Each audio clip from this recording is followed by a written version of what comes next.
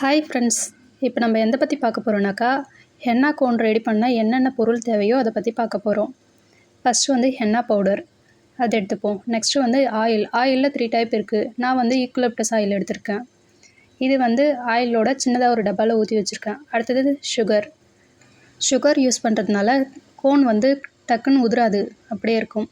அடுத்தது வந்து இது பேர் டிஸ்பென்சர். இதிலே 2 டைப் இருக்குது. நான் ஃபஸ்ட்டு காட்டுறது வந்து பிக் சைஸ், செகண்டாக காட்ட போகிறது வந்து ஸ்மால் சைஸ் டிஸ்பென்சர். இதுக்குள்ளே செலோ டேப் வச்சுட்டு அப்படியே இதுலாம், இதுதான் செலோ டேப். இது வந்து பிக் சைஸ்க்கு யூஸ் பண்ணலாம், இன்னொன்று வந்து ஸ்மால் சைஸ்க்கு யூஸ் பண்ணலாம். இது வந்து ஸ்பேச்சுலா. அடுத்தது வந்து சிசர் இல்லை கட்டர், எது வேணாலும் எடுத்துக்கலாம். அது வந்து மெஷரிங் கப்பு. அடுத்தது வந்து ஸ்டாக்கிங். இதிலே நிறைய 3 டைப் இருக்குது, ஸ்மால், மீடியம், லார்ஜ்னுட்டு. நான் மீடியம் சைஸ் வச்சுருக்கேன். இது வந்து பிப்பிங் பேக்கு. இதுலேயும் 3 டைப் இருக்குது. இது வந்து இந்த பின்ஸ்லேயே 3 டைப் இருக்குது. 0.38, 0.5, 0.4, அந்த 4.5 அது மாதிரி.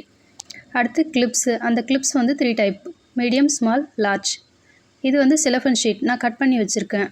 அதுவே கோன் ரோல் பண்ணி வச்சுருக்கேன்.